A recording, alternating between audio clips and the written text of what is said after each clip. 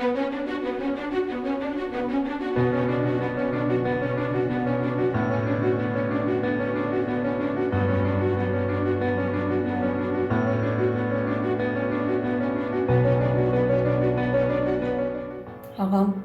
үй камагында отурган кезде Райымбек Матраимов милиция кызматкерлери менен сүйлөшүп койдум деп Ош жергесине жөнөтөт.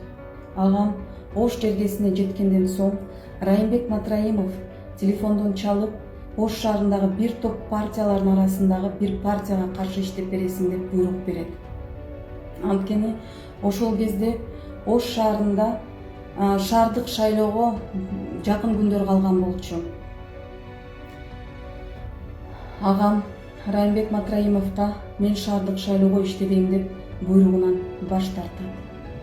Аны уккан Райымбек Матраимов агам Бишкекке келгенден соң милиция кызматкерлерине буйрук берип, агамды түрмөгө каматып салат.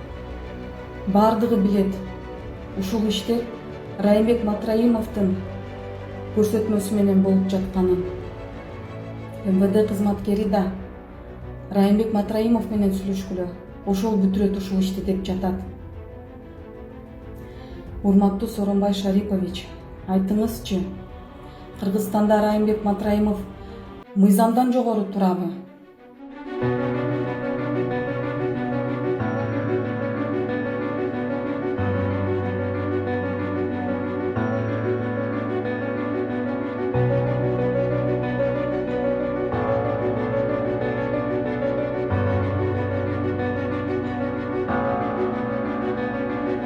Төрт баласы атам деп, оорукчан апасы балам деп, туугандары боорум деп.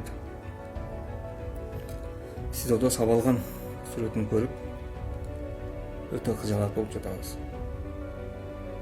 Эч кандай кабар жок.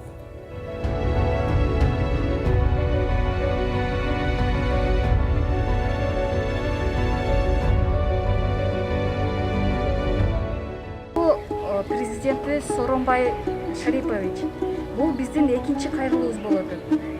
Биринчи кайрылганыбызда бизди МВД министри чакырып, Кашкар Жунушалиев бизди чакырып, Эмилди биз өз баламдай, бул менин өзүм баламдай болот. Бүт Кыргызстан жараны менин баламдай болот. Мен өзүм карамагыма алып карайм деген. Бирок ошол сөзүндө турбайт.